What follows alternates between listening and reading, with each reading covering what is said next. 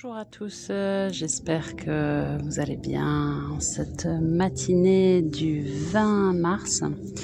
Ce matin, je voulais juste parler avec vous du nouvel arbre perpétuel dans le calendrier celtique, qui est l'Aulne. La période de l'Aulne a démarré le 18 mars, donc il y a 2 jours, et va durer jusqu'au 14 avril.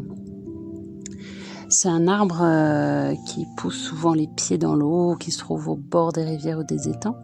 C'est un arbre qui invite à la sensibilité, à la création artistique. Comme je vous disais, il fait partie des arbres sacrés des druides, c'est pour ça qu'on le retrouve dans le calendrier celtique. C'est un arbre mystérieux qui tient une place importante dans les contes et les légendes. D'ailleurs, je terminerai ce petit message par un conte avec l'Aulne. Donc, les feuilles de l'Aulne restent vertes jusqu'à leur chute. Son bois dégage très peu de fumée quand on le brûle. Et surtout, quand on le coupe, le bois rougit comme s'il saignait. Donc, c'est un arbre qui n'est jamais nu. Il garde ses fruits tout l'hiver. Donc, c'est très facile de le repérer. J'ai eu beaucoup de chance hier quand je suis allée me promener dans une sortie autorisée avec attestation et liée à la pratique physique individuelle à proximité de la maison. J'ai trouvé des pousses d'aulne qui venaient d'être coupées, donc j'ai pu en récupérer.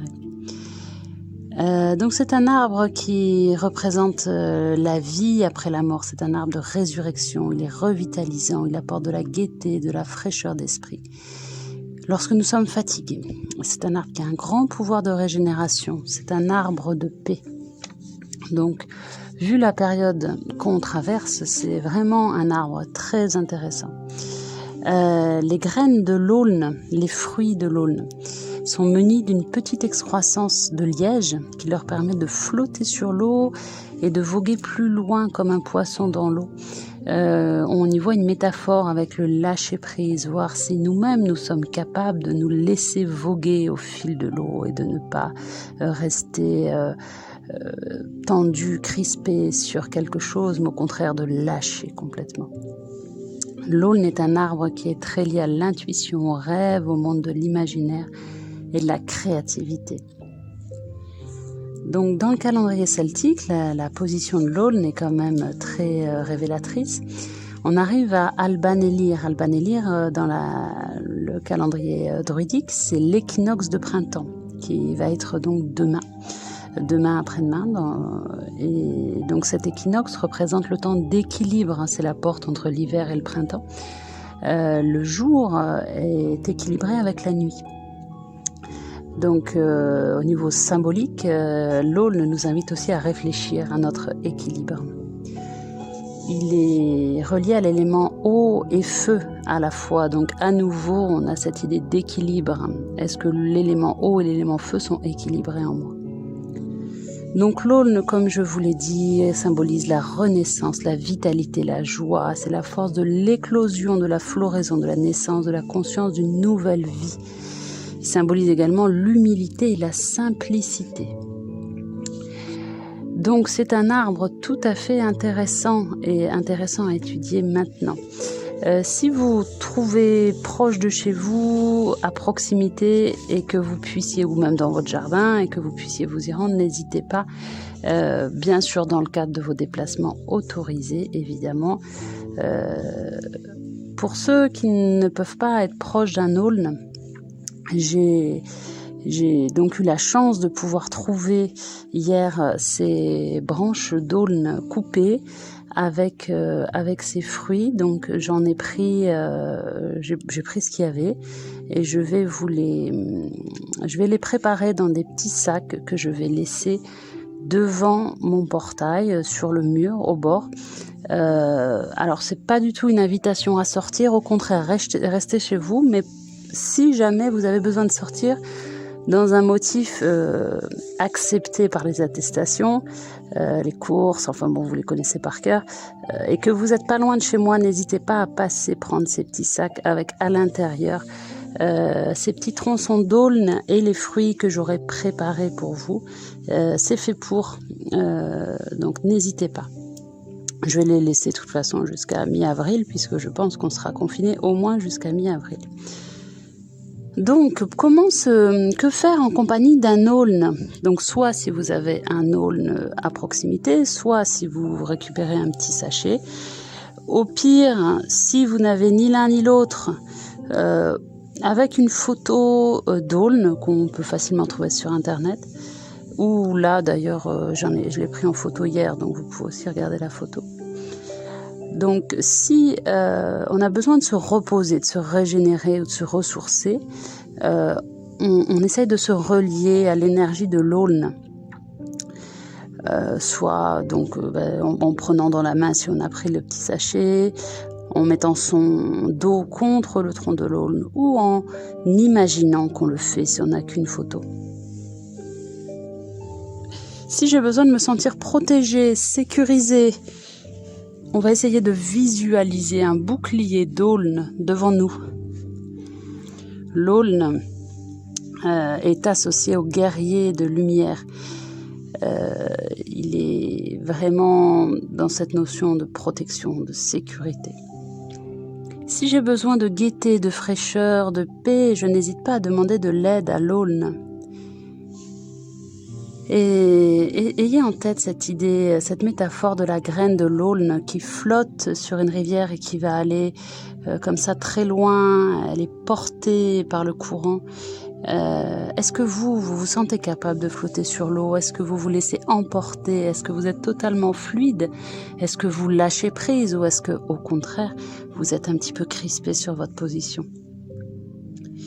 L'aulne nous donne la force et le courage de faire de grandes choses avec simplicité et humilité. Donc n'hésitez pas à vous relier à l'énergie de l'aulne. Le défi de l'aulne placé en période d'équinoxe, comme c'est demain, après-demain, est de trouver l'équilibre en toutes choses entre l'eau et le feu. La force de l'aulne nous propulse vers l'avant.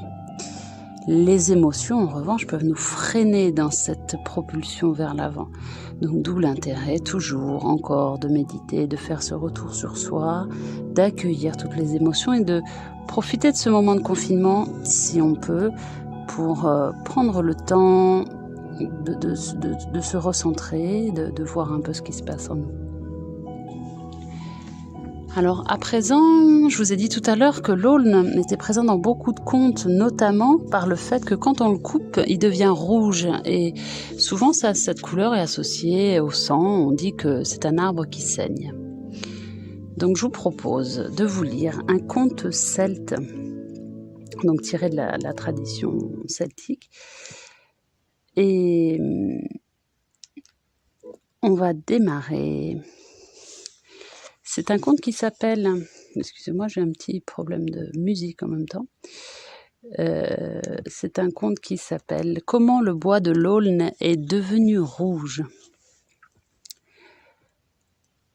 La période d'hiver est une période de repos dans la nature. Dans de nombreuses réserves naturelles, les arbres sont taillés. Dans les broussailles, les frênes, saules et aulnes sont retaillés jusqu'à la souche. Le bois des deux premiers est blanc, mais saviez-vous que le bois de l'aulne est rouge? Comment cela s'est produit est une histoire sordide. Voici cette ancienne légende celtique.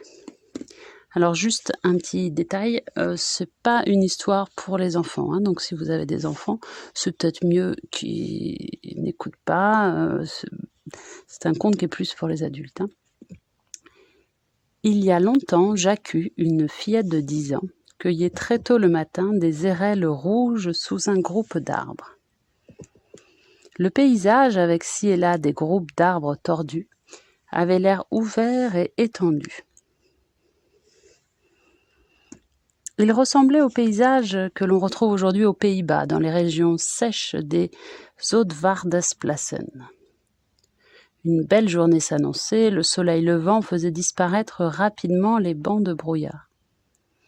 Tout à coup, elle voyait apparaître des magiciens qui se rapprochaient. Elle craignait les puissants magiciens. Habilement, elle grimpait dans un vieil aulne de presque 100 ans. Tout en haut, elle se pressait fortement contre l'écorce brune et attendait, bien cachée dans le feuillage vert, ce qui se passerait. Précisément au pied de l'aulne où Jacu s'était caché, le groupe de magiciens s'était assis dans un cercle. Abasourdie, elle voyait comment ils y déposaient une femme morte. Le magicien aîné coupait le corps en morceaux avec un grand couteau. Suivit un rituel de magicien. Avec ses grands yeux, elle voyait comment les magiciens jetaient en l'air les parties de la femme de façon rythmique, de plus en plus haut, en murmurant des sons sonores. Un magicien jetait si haut que tout à coup, sans qu'il ne s'en aperçoive, l'avant-bras tombait sur la branche où elle se trouvait. Ce bras restait accroché à la branche. Les hommes dans leurs robes noires continuaient encore quelques minutes leur rituel. Jacu voyait qu'ils remettaient à nouveau les parties du corps pièce par pièce, mais l'avant-bras droit manquait.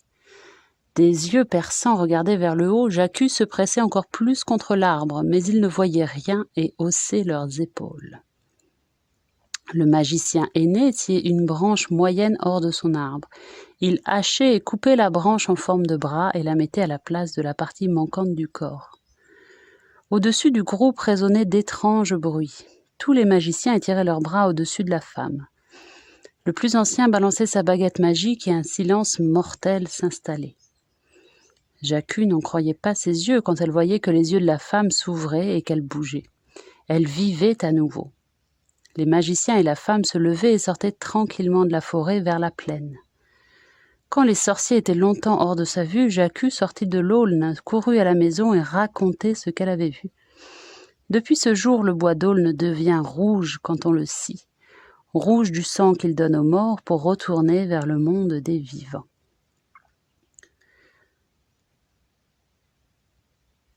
Voilà, donc c'est un conte assez édifiant.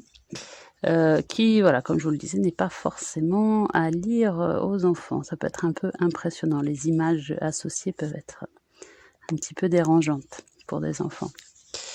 Ok, donc voilà ce que je voulais vous dire sur l'aulne. Donc n'hésitez pas, si vous sortez pour un motif autorisé, évidemment, à faire un petit détour si vous n'êtes pas trop loin de la yourte pour venir prendre votre petit sachet d'aulne que je dépose devant le portail. Donc là, je vais les préparer ce matin.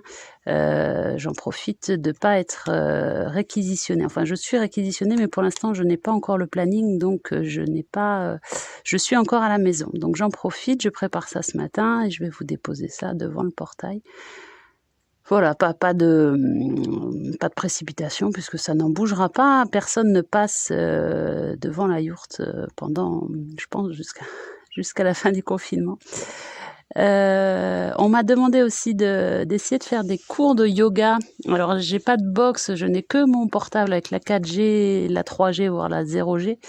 Donc, c'est compliqué de faire des vidéos, mais je vais essayer de voir si je peux pas faire un cours en direct. Je vais essayer de voir si ça marche et je vous tiendrai au courant. Passez une très bonne journée et bon courage pour cette période difficile, il faut le dire, c'est pas évident. À bientôt et namasté.